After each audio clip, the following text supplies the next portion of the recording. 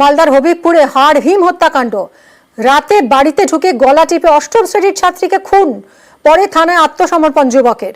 বাবা মা বাড়িতে না থাকার সুযোগেই এই হামলা।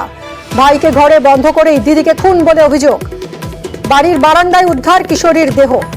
ধৃতের ফাঁসির দাবিতে পথ অবরোধ, রাস্তায় টায়ার জেলে বিক্ষোভ পরিবার প্রতিবেশীদের।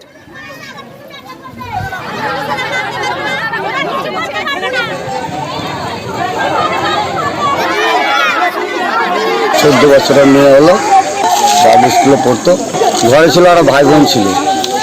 তবু ওকে ওর ভাইকে শিকলি লাগিয়ে দিয়ে ওর বোনকে ঘর থেকে টেনে খুন করে ফেলেছে। কোথায়? আমাদের বারান্দাতে মুখে চাপা দিয়ে হোক আর যে করে খুন করে ওকে মেরেছে। ওদের জন্য পুরার জন্য শাস্তি হয়, ফাঁসির জন্য হয়। সাদ্দামের সুড়ঙ্গ রহস্য। সাদ্দামকে জেরা করছে পুলিশ। বারবার জেরায় বয়ান বদল করছে সাদ্দাম। মাগুর মাছ চাষের জন্যই নাকি খাটের নিচে সুড়ঙ্গ খুঁড়েছিল সে। শৌচালয়ের পর এবার নতুন সাফাই প্রতারণা চক্রের পাণ্ডার। বিভ্রান্ত করতেই মিথ্যে কথা, পুলিশি অভিযানের সময় পালাতেই সুড়ঙ্গ দাবি করছেন তদন্তকারীরা। আরো জানবো বিশদে অর্পিতা আমাদের প্রতিনিধির কাছ থেকে। অর্পিতা, ঠিক জেরায় কি বলছে সাদ্দাম তার সুড়ঙ্গ নিয়ে?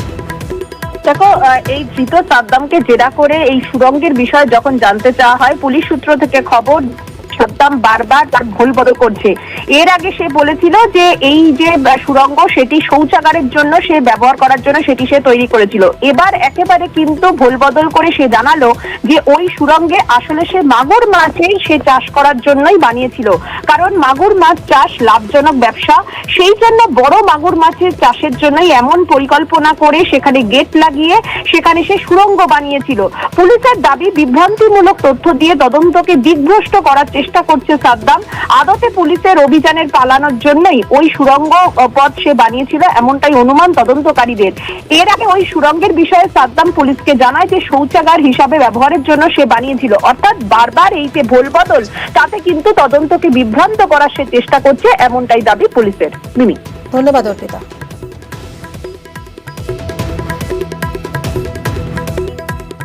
এবার বাঁকুড়ার একটা দুর্ঘটনার খবর জানাই আপনাদের। দেওয়াল চাপা পড়ে একজনের মৃত্যু হয়েছে, আরো 3 জন আহত। বাড়ির সীমানার পাঁচিল চাপা পড়ে মৃত যুবক। প্রিয়ব্রত আমাদের প্রতিনিধি রয়েছেন। প্রিয়ব্রত, কিভাবে ঘটলো এই দুর্ঘটনা? দেখো দিদি, গতকাল সন্ধ্যের সময় যে সময় বৃষ্টি পড়ছিল ঝমঝম করে, সেই সময় কয়েকজন স্থানীয় যুবক তারা কিন্তু এই যে নতুন সিটি মালাকার পাড়া সেই এলাকায় মোবাইলে গেম খেলছিলেন এই পাঁচিলের পাশেই। পাঁচিলটি দীর্ঘদিন ধরে একটু হেরানো অবস্থায় ছিল এবং বর্ষা যেভাবে পড়েছে, বৃষ্টি পড়ছিল, তাতে কিন্তু এই দুর্ঘটনা ঘটে এবং পাঁচিলটি পড়ে যায় তাদের গায়ে। এবং সেই ঘটনার পরেই 4 জনকে উদ্ধার করে যখন বাঁকুড়া সম্মিলনী মেডিকেল কলেজ হাসপাতালে নিয়ে যাওয়া হয়, সেখানেই মৃত্যু হয়েছে কিষাণ বাড়ি নামে বছর 21-এর এক যুবকের এবং মালাকারের। এবং তারপরই কিন্তু স্থানীয় মানুষজন যারা দাবি করেন যে এই পাঁচিলটি পুরোপুরি ভেঙে ফেলতে হবে এবং স্থানীয় প্রশাসন এবং পৌরসভার পক্ষ থেকে ঘটনাস্থলে যাওয়া হয় এবং উদ্ধার কার্য চালানো হয়। দেখা যায় যে সেই পাঁচিল কিন্তু দীর্ঘদিন ফাটল দেখা দিয়েছিল এবং হেলেও ছিল, তারপরও নজরদারির অভাব কিন্তু স্বীকার করে নিয়েছেন স্থানীয় কাউন্সিলর। এবং এর ঘটনার পরেই যারা আহত হয়েছিলেন তারা কিন্তু 2 জন এখনো পর্যন্ত বাঁকুড়া সম্মিলনী মেডিকেল কলেজ হাসপাতালে ভর্তি রয়েছেন। একজনকে স্থানীয়ভাবে চিকিৎসা করা হয় এবং তারপরে কিন্তু বাঁকুড়া মেডিকেল থেকে তাকে ছেড়ে দেওয়া হয়েছে এবং বাড়িতে রয়েছেন। কিন্তু স্থানীয় মানুষজন অভিযোগ করছেন ক্ষতিপূরণ দিতে হবে এবং এই সীমানা পাঁচিল যেভাবে হেলে রয়েছে সেই পাঁচিল পুরোপুরি ভেঙে ফেলতে হবে অবিলম্বে, না হলে আরো বড় কিন্তু দুর্ঘটনা করতে পারে। প্রিয়ব্রত, আহত কতজন? আহত হয়েছেন টোটাল 3 জন আহত হয়েছেন। তাদের মধ্যে 2 জনকে বাঁকুড়া সম্মিলনী মেডিকেল কলেজ হাসপাতালে ভর্তি করা হয়েছে, এখনো পর্যন্ত সেখানেই চিকিৎসা চলছে এবং একজনকে প্রাথমিক চিকিৎসার পর ছেড়ে দেওয়া হয়েছে, তিনি বাড়িতে চিকিৎসাধীন রয়েছেন। এই ঘটনায় একজনের মৃত্যু হয়েছে, সেই পরে কিন্তু শোকের ছায়া নেমে এসেছে এলাকায়। ধন্যবাদ প্রিয়ব্রত।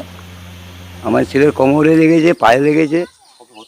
না, ভর্তি করা হয়নি, মানে অ্যাক্সিডেন্ট করে ছেড়ে দিয়েছে রাত 1-1:30টার সময়।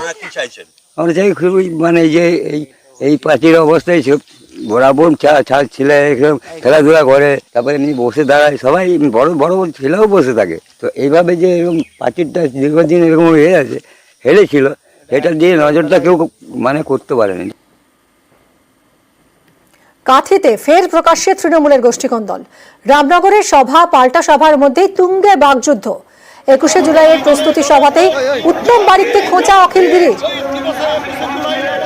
লোকসভা ভোটে হেরে তৃণমূলেরই একাংশকে দোষারোপ উত্তম বাড়িকে।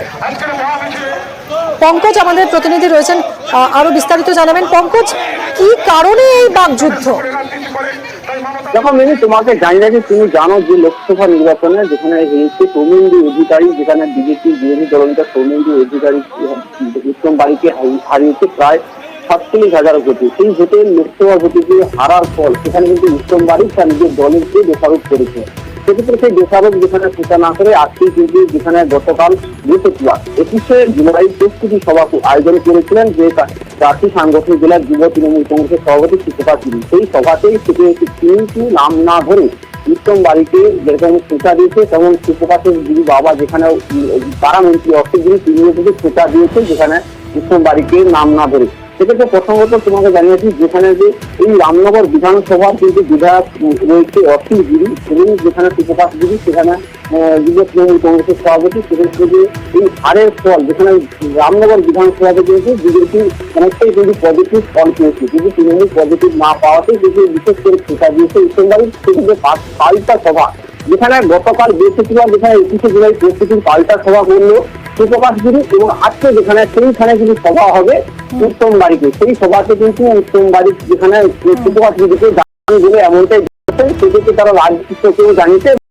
প্রসঙ্গে কিন্তু গতকালকে সভা থেকে পুরো নাম না ধরে উঠেছে খোঁচা দিয়ে গোষ্ঠী কন্ডল পুরো প্রকাশকে এমনটাই দেখা যাচ্ছে। পঙ্কজ, অনেক ধন্যবাদ।